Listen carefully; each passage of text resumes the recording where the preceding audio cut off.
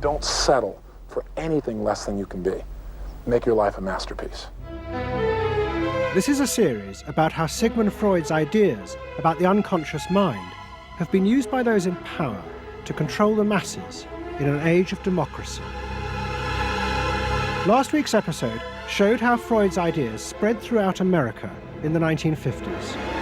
They were promoted by his daughter Anna and by Freud's nephew, Edward Bernays, who invented public relations. He brought Freud's theories into the heart of advertising and marketing.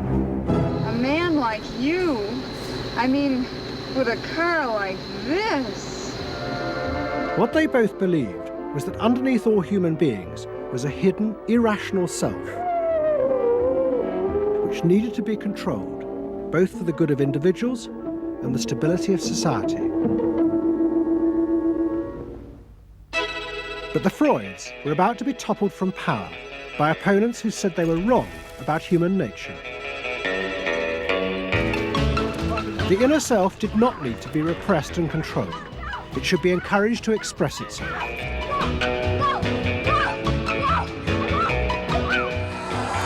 Out of this would come a new type of strong human being and a better society. But what in fact emerged from this revolution was the very opposite. An isolated, vulnerable, and above all greedy self, far more open to manipulation by both business and politics than anything that had gone before. Those in power would now control the self, not by repressing it, but by feeding its infinite desires.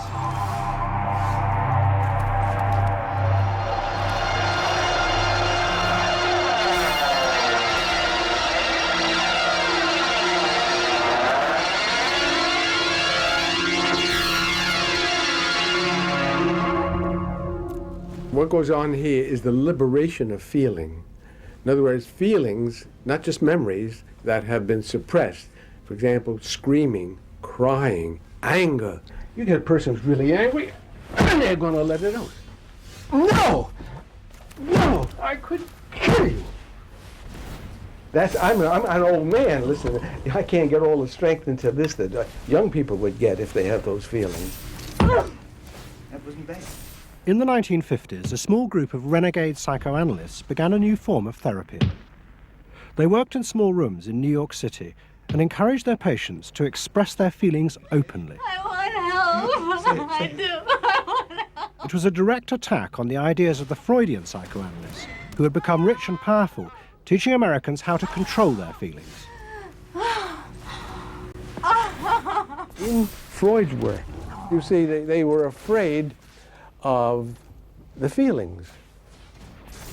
They believed that what they wanted was contained people, very proper, doing the right thing and living a proper life. That's what they wanted, but not an intense emotional life. Freud wasn't emotional himself. I mean, he's an intellect, Freud. I was an intellect too, I know, but I'm also more than that now. The leader of this group was a man hated by Freud and his family. He was called Wilhelm Reich. Reich lived an isolated life in a house he had built for himself in remote mountains near the Canadian border. Reich originally had been a devoted disciple of Freud's in Vienna in the 1920s. But he had challenged Freud over the fundamental basis of psychoanalysis. Freud argued that at heart, human beings were still driven by primitive animal instincts. The job of society was to repress and control these dangerous forces. Reich believed the complete opposite. The unconscious forces inside the human mind, he said, were good. It was their repression by society that distorted them. That was what made people dangerous.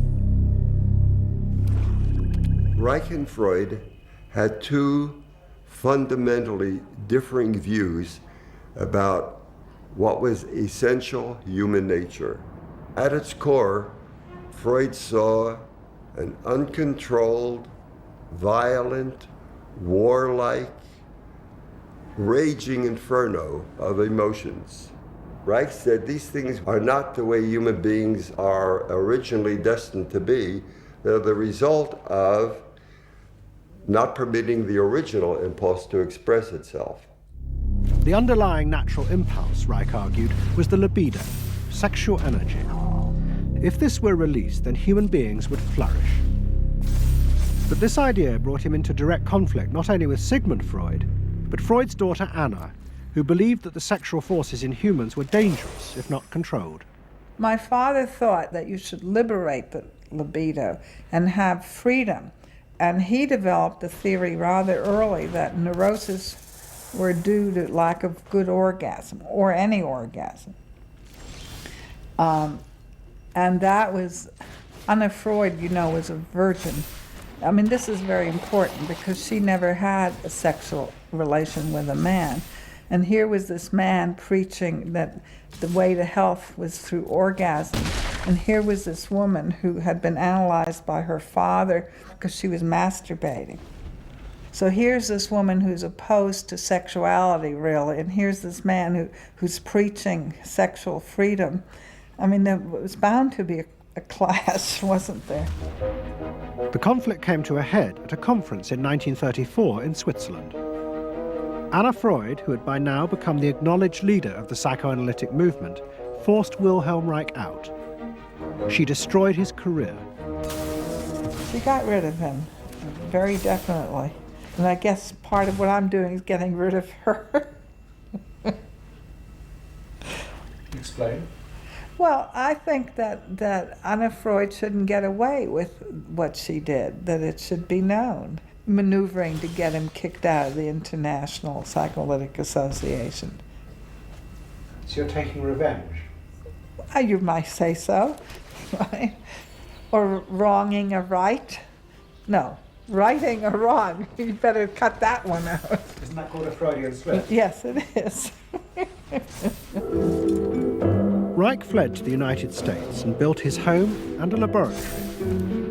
His ideas became grandiose to the point of madness. He was convinced that he had discovered the source of libidinal energy.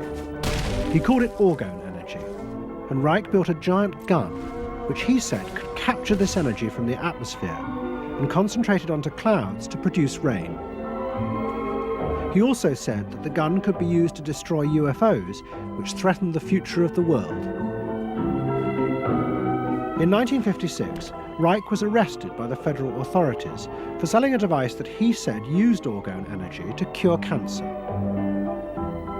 Reich was treated as a madman. He was imprisoned and all his books and papers burnt on the order of the court. A year later, Reich died in prison. To the Freudians, it seemed as if their main threat had been removed forever. But they were wrong. What the Freudians didn't realize was that their influence in American society was also about to be challenged, and in a way that would lead not only to their decline, but to the dramatic resurgence of Reich's ideas in America and throughout the capitalist world.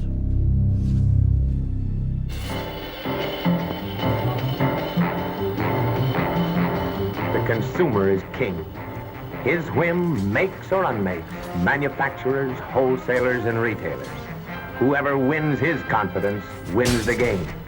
Whoever loses his confidence is lost. By the late 50s, psychoanalysis had become deeply involved in driving consumerism in America. Most advertising companies employed psychoanalysts.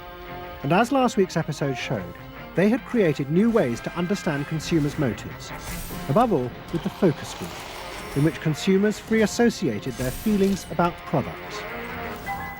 Out of this came new ways to market products by appealing to the hidden, unconscious desires of the consumer. Memorability. Sheer deception. Great. Tilt-away steering wheel. A dream thing, the mistress. Something intimate is going on.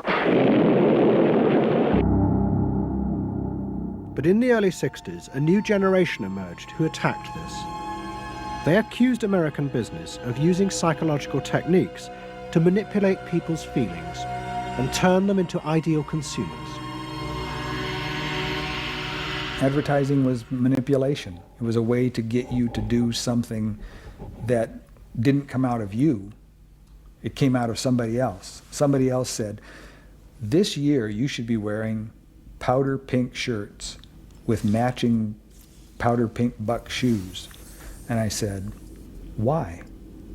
That's not who I am. That's who somebody else is. They wanted you to be somebody who would buy their stuff. This whole feeling of being somebody else's tool. I don't want to be that.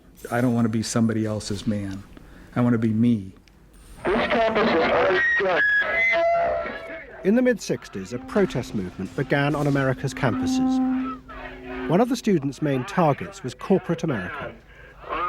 They accused the corporations of brainwashing the American public. Consumerism was not just a way of making money, it had become the means of keeping the masses docile, while allowing the government to pursue a violent and illegal war in Vietnam. The student's mentor was a famous radical philosopher called Herbert Marcuse. Marcuse had studied psychoanalysis and was a fierce critic of the Freudians. They had, he said, helped to create a world in which people were reduced to expressing their feelings and identities through mass-produced objects. It resulted in what he called one-dimensional man, conformist and repressed. The psychoanalysts had become the corrupt agents of those who ruled America. It was one of the most striking phenomena to see to what extent the ruling power structure could manipulate, manage and control not only the consciousness, but also the subconscious and unconscious of the individuals. And this took place on a psychological basis by the controls and the manipulation of the unconscious primary drives which Freud stipulated. Think about it, dear American people out there. You hear him, huh? You're all brainwashed, kiddies. You're all brainwashed. That's why you're here. They're saying right now, kill the bum. Look, I look at you in the living room. You know, you're saying, kill me.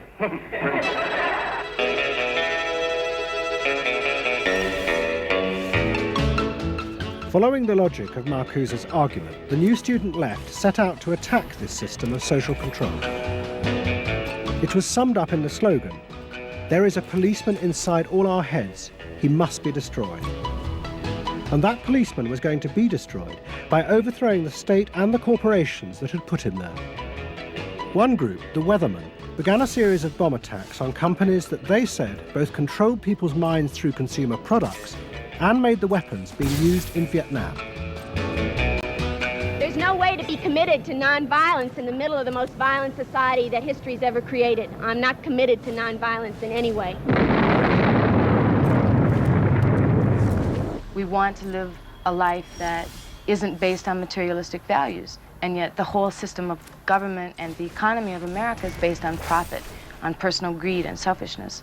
So that in order to be human, in order to love each other and be equal with each other and not place each other in roles, we have to destroy the kind of government that keeps us from asserting our positive values of life.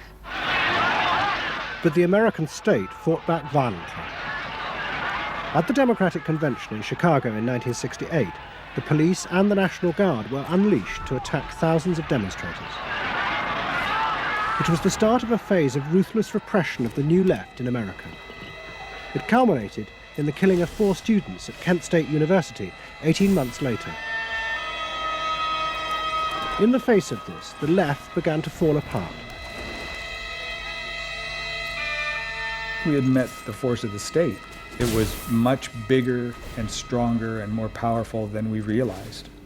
And at that point, what seemed to happen was that there was a change in tactics. Confronted by this violent repression, many in the New Left began to turn to a new idea. If it was impossible to get the policeman out of one's head by overthrowing the state, instead one should find a way of getting inside one's own mind and removing the controls implanted there by the state and the corporations. Out of this would come a new self, and thus a new society.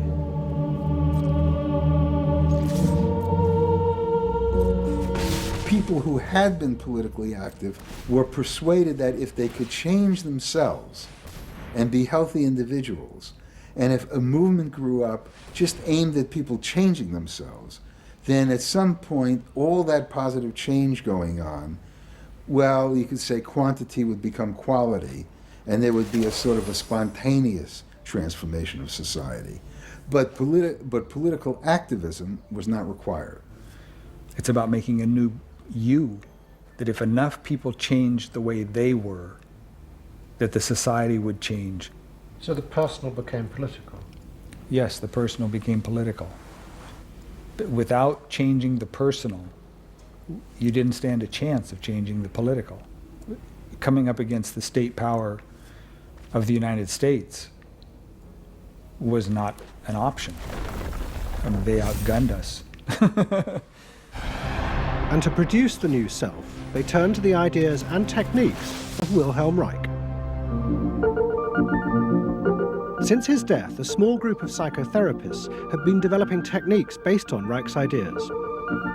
Their aim was to invent ways that would allow individuals to free themselves from the controls implanted in their minds by society. Their center was a tiny old motel on the remote coast of California. It was called the Esalen Institute. The dominant figure at Esalen was a psychoanalyst called Fritz Perls. Perls had been trained by Reich and had developed a form of group encounter in which he pushed individuals to publicly express the feelings inside them that society had said were dangerous and should be repressed. It's a basic fear of that thing inside me, like a little demon in there. It doesn't come out very often. It's really hard to get it out. Now put the thing inside you on that chair and talk to it. Perls used to call this getting on the hot seat in front of a group. If this were the hot seat and you were Perls, and you would guide me into this process of self-enactment, self-revelation, of staying present to all parts of yourself and noticing it, and then taking ownership of this. As the demon? Yeah. Yes, I can come out.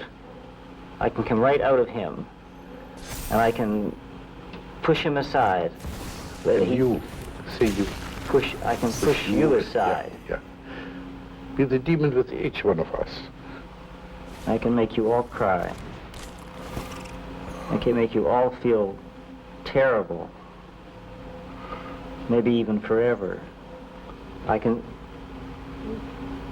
make this mouth here, do things and say things. I can almost destroy anyone, each one of you, if I get out. There isn't one of you that I would spare. Not even you. Yeah. How do you feel now? I feel better. I mean, I feel very honest. Yeah. And you notice the increase of power. In other words, taking ownership of who you are and how you act and how you feel. Your whole being in the world.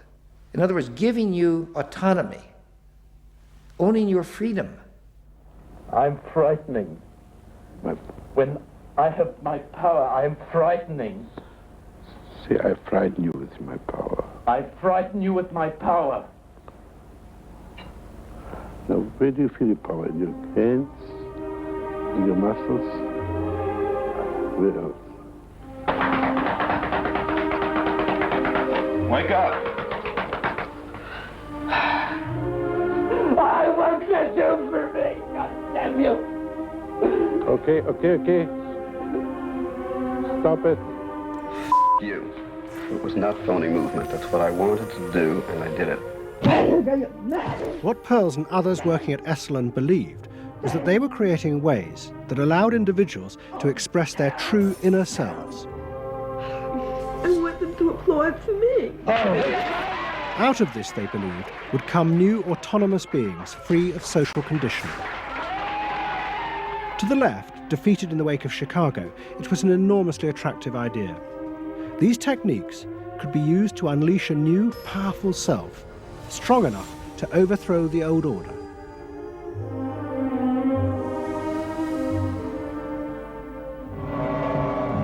In the late 60s and early 70s, thousands flocked to Esalen.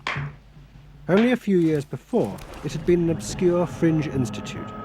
Now it became the centre of a national movement for personal transformation, the human potential movement. So it became magnetic. People wanted to join this stream of exploration. Within 7 or 8 years, there were about 200 of these centers in America, looking mainly to Esalen for the leadership. I feel so liberated. Really?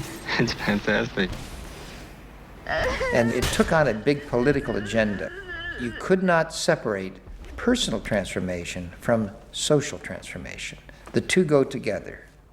As the movement grew, the leaders of Esalen decided to try and use their techniques to solve social problems. They began with racism. They organized an encounter group for white and black radicals. Both groups would be encouraged to express their inner racist feelings which had been instilled in them by society. By doing this, they would transcend those feelings and encounter each other as individuals. I started a series of encounters called Racial Confrontation as Transcendental Experience. We thought that we wanted to get that kind of black-white confrontation so you could really get down to see what was between the two races, not by backing off and trying to be polite, but by going right into the belly of the beast, of this beast of racial prejudice. And these were extremely dramatic. These were the toughest workshops ever convened at Esalen Institute. I'm looking at you, Whitey. You got clothes on. You got shoes on. You're so sure looking at me, huh? You got the goddamn police in the neighborhood. Really? They're not my police. You got a governor. You got a mayor. Oh, really? You got the president. You got ambassadors. You can vote, too. You got debts in Vietnam. That's the benefits of slave labor. You got buildings, skyscrapers that you dominate and control economically and politically. And tell me that it's not yours. It's yours, too. Then the blacks all got together and attacked the whites. And they just let us have it. What they call it was peeping somebody. Peeping somebody means peeping into their secrets, into their phoniness and so forth. Like the white liberal. Oh, they really got onto the white liberal, you know. So don't give me no shit about I'm free. You're a goddamn liar, you white pink son of a bitch, you. Yeah, I wanna know what you came down here for. You want a black buck, huh? Yeah. You looking for a stud?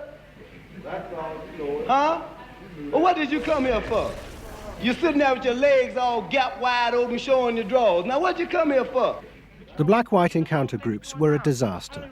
The black radicals saw it as an insidious attempt to destroy their power. By trying to turn them into liberated individuals, Esalen was removing the one thing that gave them power and confidence in their struggle against racism, their collective identity as blacks. For my reason. For your reason. Now dig this. Your reason for being here is different from my reason. So the human potential movement turned to another social group who they believed would benefit from personal transformation. Nuns. And this time they were more successful. The Convent of the Immaculate Heart in Los Angeles was one of the largest seminaries in America. A group of radical psychotherapists approached the convent. They wanted to try out their techniques for personal liberation on individuals whose identities were defined by a series of external rules which they had deeply internalized. The convent, anxious to appear modern, agreed to the experiment.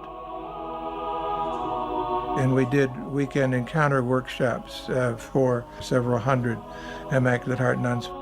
Nuns who were reserved, and they tended to be more reserved than other normal people, were told, don't be so reserved, let it all out. You're a good person. You can afford to be who you really are. You don't need to play the role of a nun. You don't need to keep downcast eyes.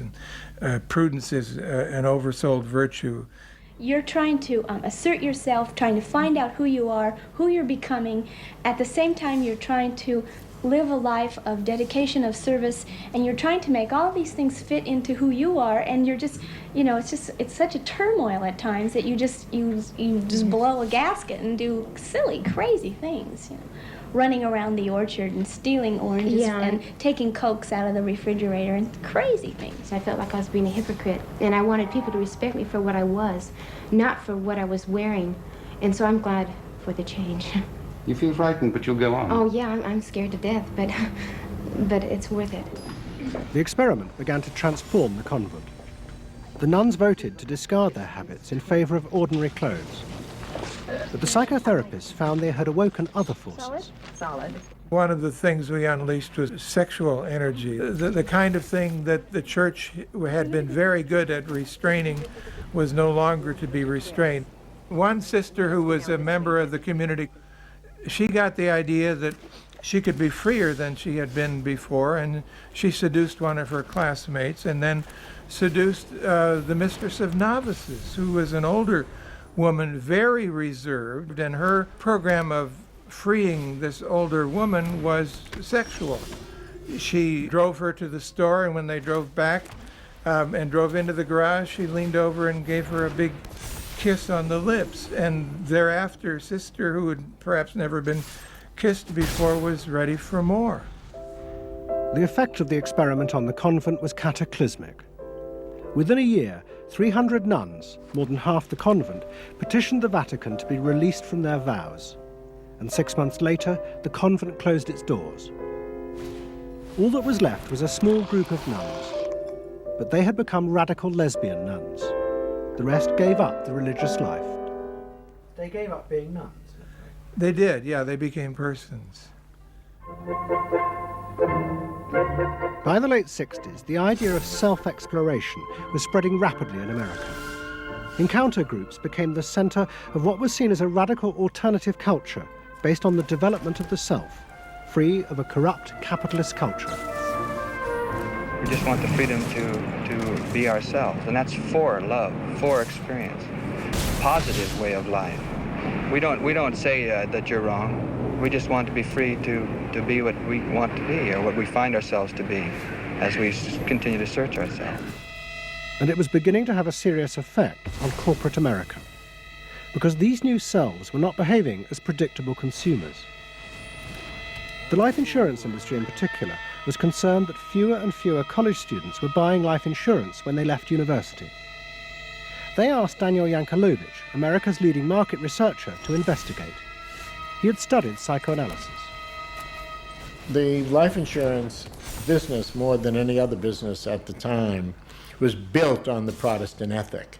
You only bought life insurance if you were a person who sacrificed for the future.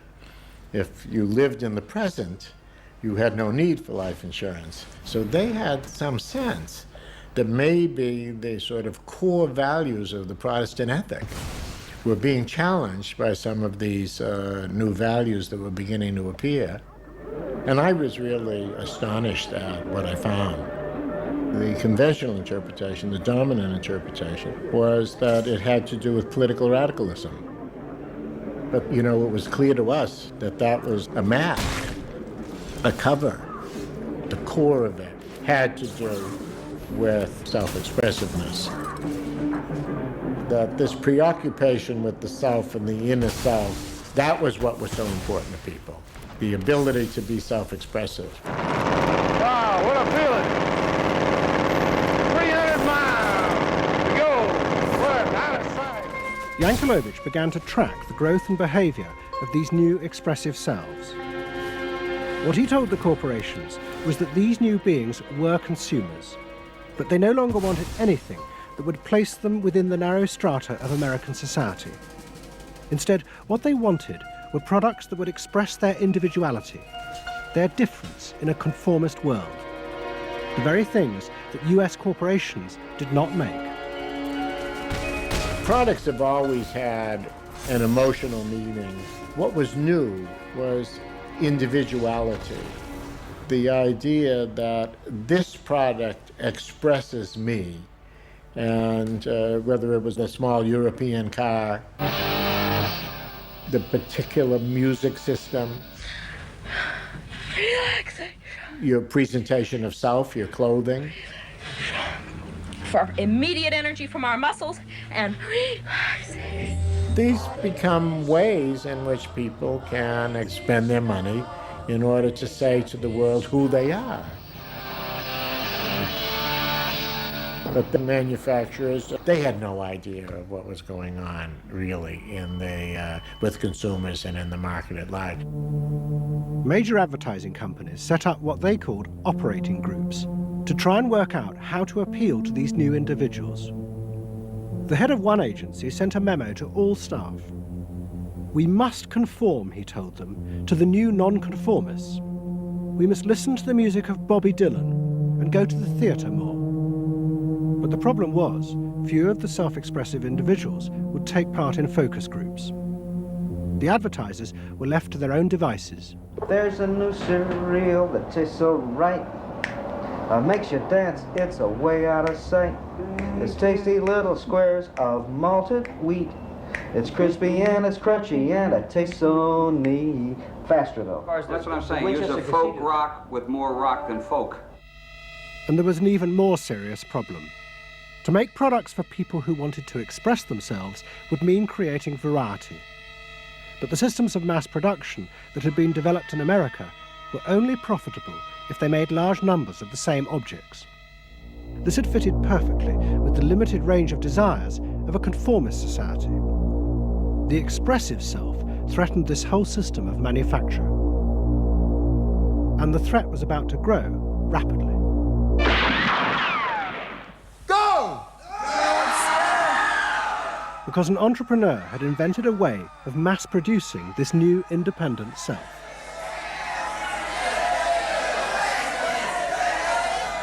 He was called Werner Erhard. Some of the stuff that we traditionally think of as being in your mind is actually in the world, because you're moving to that too. Erhard had invented a system called EST, Erhard Seminar Training. Hundreds of people came for weekend sessions to be taught how to be themselves. And EST was soon copied by other groups, like Exegesis in Britain. Many of Erhard's techniques came from the human potential movement, but he criticized the movement for not having gone far enough. Their idea that there was a central core inside all human beings was, he said, just another limitation on human freedom. In reality, there was no fixed self, which meant that you could be anything that you wanted to be. The thesis of the human potential movement was that there was something really good down in there. And if you took these layers off, what you were going to wind up with was a kernel, a something that was innately self-expressive, that was the true self, that was going to be a wonderful thing.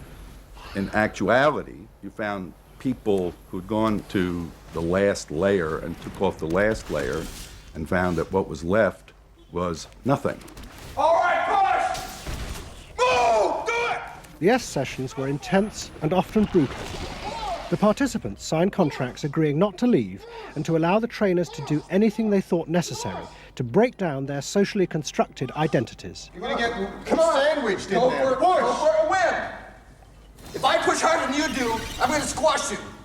So you better push fast. Now, hard, do it! That's it, do it, again! Push, good, good, good! Again! Yes! The real point to the EST training was to go down through layer after layer after layer after layer until you got to the last layer and peeled it off, where the recognition was that it's really all meaningless and empty.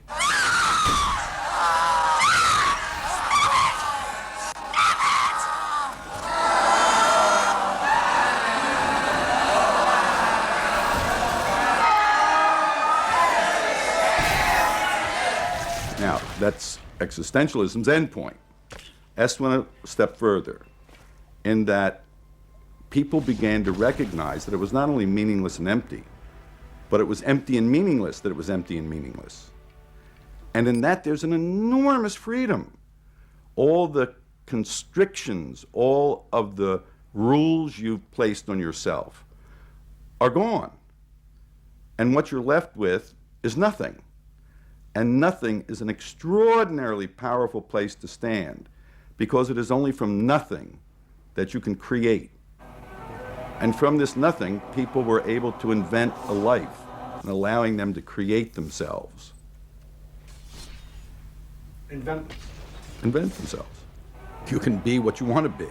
I want you to start to make that sound, and on that sound, create and people the world the way you want to create it.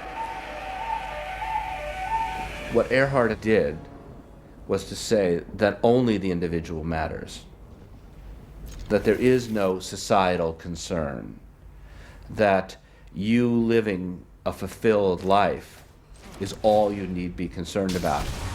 Est people came out of those trainings feeling that it wasn't selfish to think about yourself, it was your highest duty. So kiss me and smile for me, tell me that you'll wait for me, hold me like you'll never let me go. The training is 2 weekends, and it was quite an incredible experience in my life. I'll forever be grateful for the experience. I got a great deal out of it. We really want to know who we are. There are things going on. We learn more and more about ourselves all the time, and to really find out what it is that makes us tick and how we are discovering ourselves. Est became hugely successful. Singers, film stars, and hundreds of thousands of ordinary Americans underwent the training in the 1970s. But in the process, the political idea that had begun the movement for personal transformation began to disappear. The original vision had been that through discovering and expressing the self, a new culture would be born, one that would challenge the power of the state. We will not let them separate our culture from our politics. We are a people. We are all together. But what was now emerging was the idea that people could be happy simply within themselves, and that changing society was irrelevant. One of the proponents of this was Jerry Rubin. In 1968, Rubin, as leader of the Yippies, had led the march on Chicago, but now he had undergone Est training. I was willing to die, and I had a martyr complex in a sense. I think we all did. And I've given up that ideal of sacrifice. And I'm not as overwhelmingly moved by injustice as I was. And now we reincarnated ourselves from within. Basically, the politics were lost and totally replaced by this lifestyle. And then the desire to become deeper and deeper into the self. By now, a grandiose sense of the self. And my a good friend and one of the original Yippie founders, Jerry Rubin, definitely moved in that direction. And I think he was beginning to buy into the notion that he could be happy and fully self-developed on his own.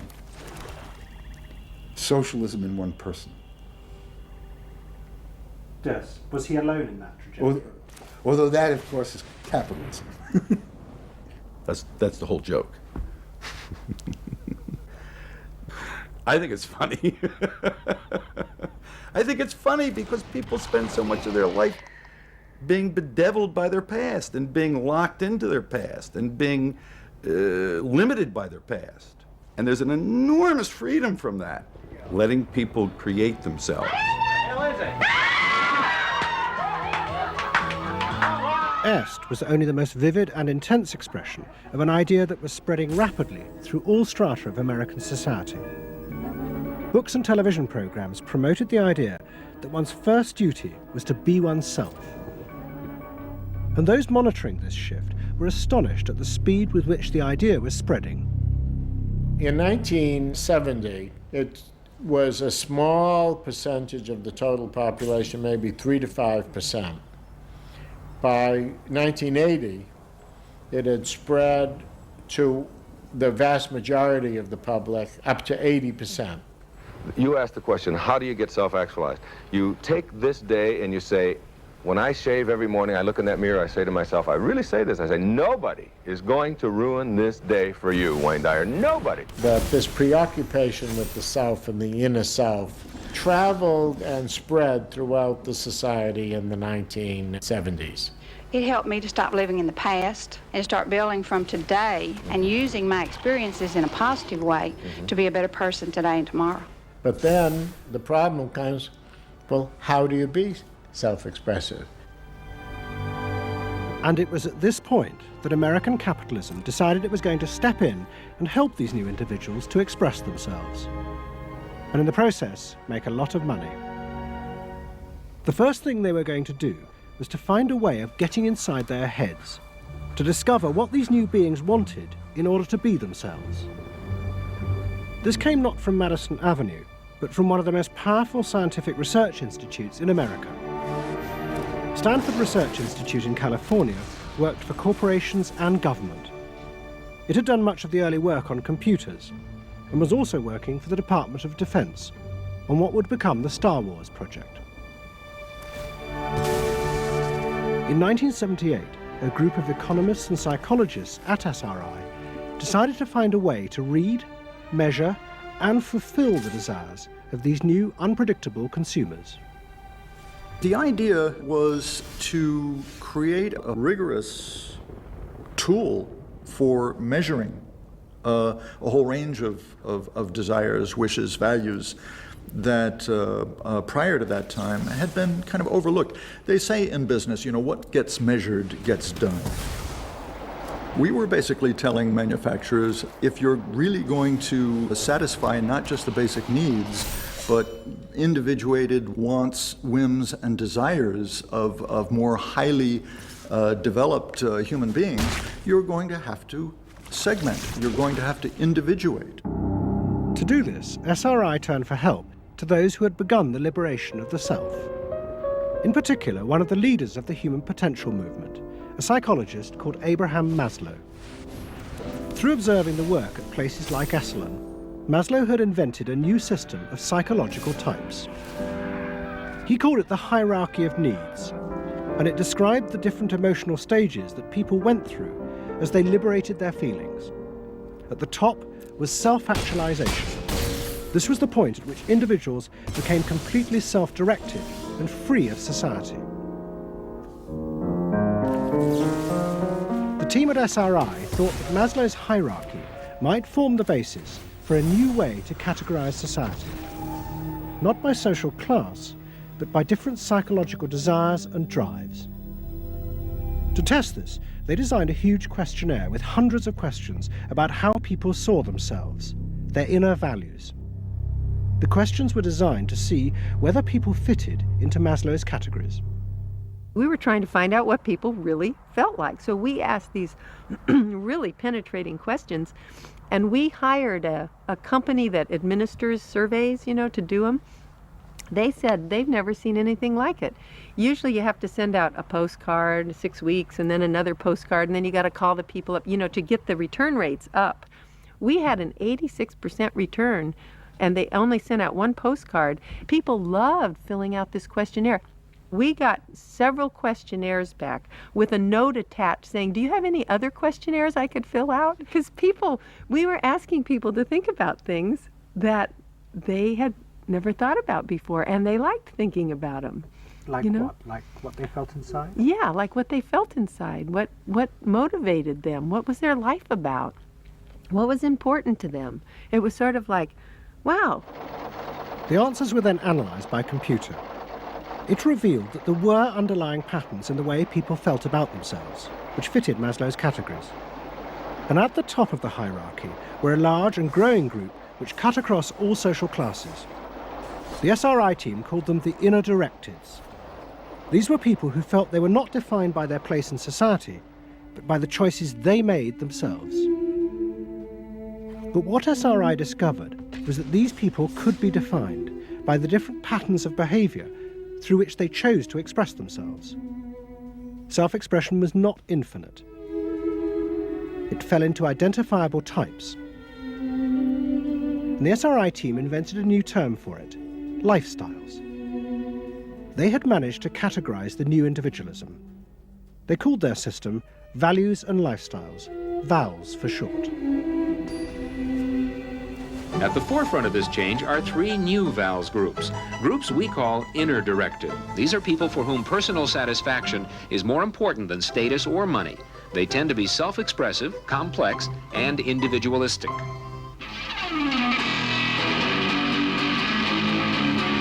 Rob is an I am me. I am me's are searching for new values, breaking away from traditions and inventing their own standards. Rob even invented his own name, Rob Noxious. Jody is an experiential. This is a group seeking inner growth through direct experience. Experientials aren't in one place much. This is the try anything once crowd, and all that activity takes goods and services. Their hobbies are hands-on, and their possessions are simple, but not always simply priced. I'm a bookseller. I sell books. I'm a businessman. It doesn't necessarily mean that I believe in capitalism. It just happens to be what I'm doing now. SRI created a simplified questionnaire with just 30 key questions. Anyone who answered them could be immediately fitted into a dozen or so of these new groups. It allowed businesses to identify which groups were buying their products, and from that, how the goods could be marketed, so they became powerful emblems of those groups' inner values and lifestyles. It was the beginning of lifestyle marketing. So it allowed people not just to look at people as demographics, group of age and income and whatever, but to really understand the underlying motivations. I mean, most of marketing was looking at people's actions and trying to figure out what to do. But what we were doing is we were trying to look more into people's underlying values so that we could predict what is their lifestyle, what kind of house do they live in, what kind of car do they drive. So the corporations were then able to sell things to them by understanding them, by having labels, by knowing what these people look like, where they live, what their lifestyles are. If a new product expressed a particular group's values, it would be bought by them. This is what made the values and lifestyle system so powerful. Its ability to predict what new products self-actualizers would choose. And this power was about to be demonstrated dramatically. Valves would show it could predict not just the products they would buy, but the politicians they were going to choose to elect. Ladies and gentlemen, the next president of the United States of America, Ronald Reagan! In 1980, Ronald Reagan ran for president. He and his advisors were convinced they could win on a program of a new individualism. It would be an attack on 50 years of government interference in people's lives. I wrote a speech about let the people make the basic decisions, get judges out of the way, get bureaucrats out of the way, get centralized government out of the way. I gave Reagan a choice of several titles for the speech, and the one he picked was let the people rule. Let the people regain rule, regain control over their own destiny away from a remote elite in Washington.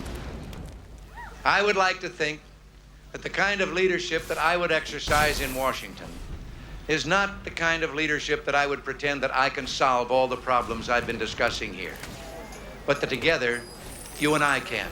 I would like to take the lead in taking government off the backs of the American people and turning you loose to do what I know you can do. It was radical. Moderate Republicans thought it was suicide. Jimmy Carter called it ridiculous. The press was extremely negative. But the odd thing is that it polled very well in New Hampshire, which was the first primary state, the state that we had to win. What was odd was that there seemed to be a strange mosaic of support for Reagan's policies. The traditional pollsters could see no coherent pattern across class, age, or gender. But those who had designed the values and lifestyle system believed that they knew why. They were testing their system in both America and Britain. And they were convinced that both Reagan's and Mrs. Thatcher's message about individual freedom would appeal to the group at the top of their hierarchy, the inner directeds, because it fitted with the way they saw themselves. They were really concerned about being individuals, being individualistic. And so in the early stages, when we were looking at the messages that both Thatcher and then Reagan were putting across, we said, they are using words that will really appeal to a lot of the younger people, and particularly to the people who are moving towards self-actualization. We call them the inner-directed people. A lot of our colleagues said, that's absolutely ridiculous, because inner-directeds are very socially aware, very socially concerned. They'll never vote Conservative, or they'll never vote for the Republicans. But we said, if Thatcher and Reagan continue to appeal to them in this way, they really will.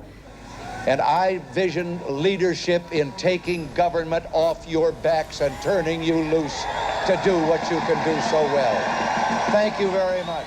The idea that the new self-actualizing individuals would choose a politician from the right, not the left, seemed extraordinary.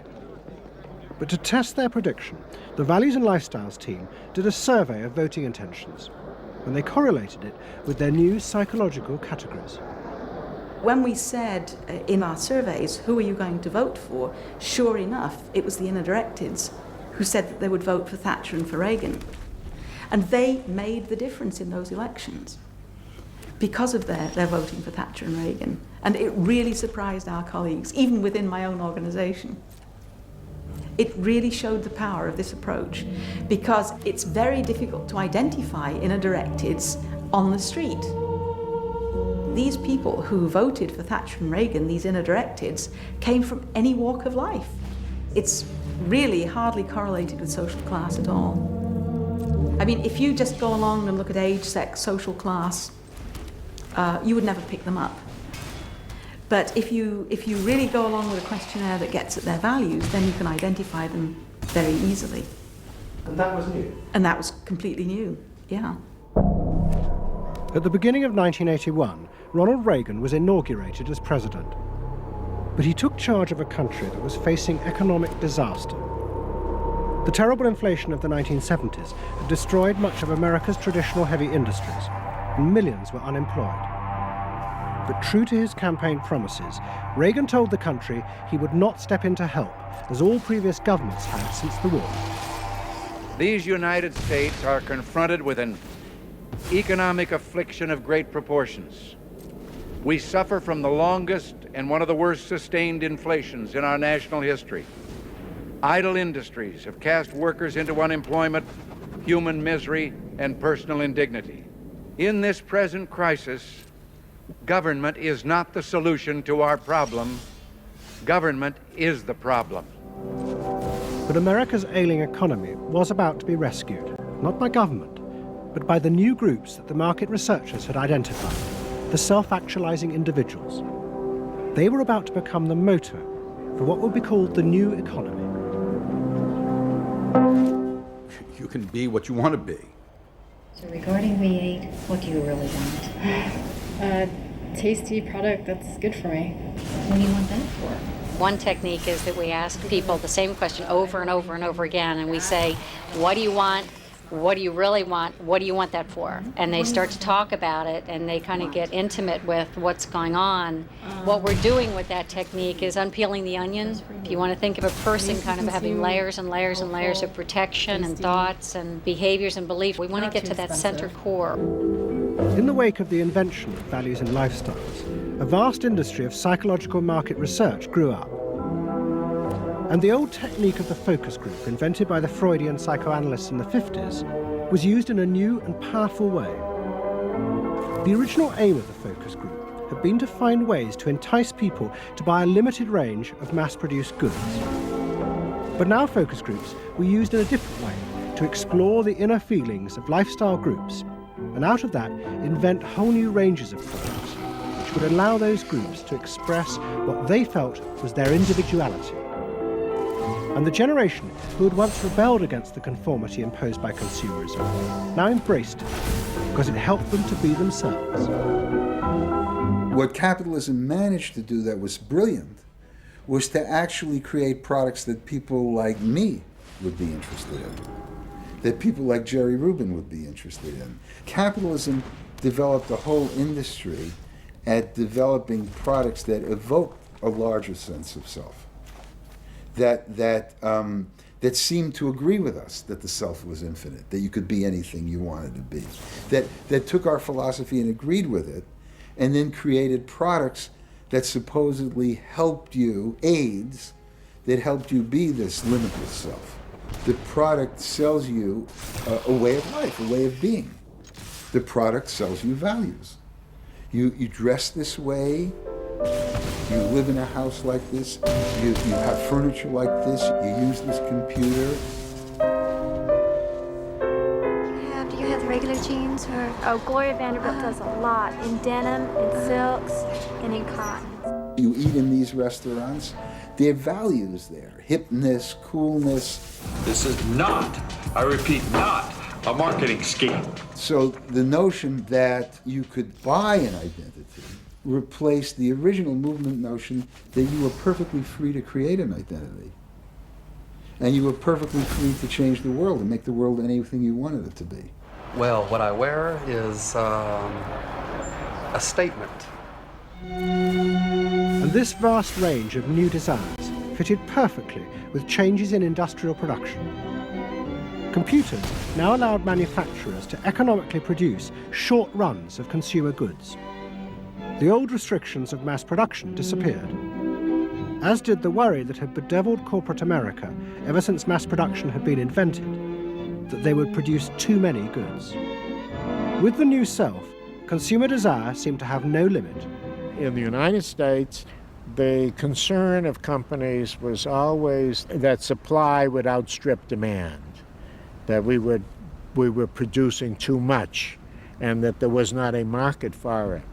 You don't hear that kind of talk anymore, because you've gone from a conception of a market of limited needs, and if you fill them, they're filled, to a market of unlimited, ever-changing needs dominated by self-expressiveness, that products and services can satisfy in an endless variety of ways, and ways that change all the time. And consequently, economies have unlimited horizons. Out of this explosion of desire came what seemed a never-ending consumer boom that regenerated the American economy. The original idea had been that the liberation of the self would create new kinds of people, free of social constraint. That radical change had happened. But while the new beings felt liberated, they had become increasingly dependent for their identity on business. The corporations had realized that it was in their interests to encourage people to feel that they were unique individuals and then offer them ways to express that individuality. A world in which people felt they were rebelling against conformity was not a threat to business, but its greatest opportunity.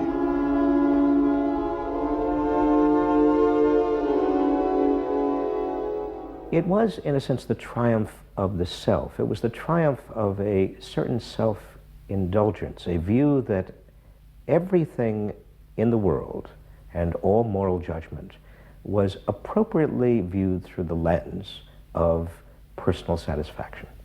Indeed, the ultimate ending point of that logic is that there is no society. There is only a bunch of individual people making individual choices to promote their own individual well-being.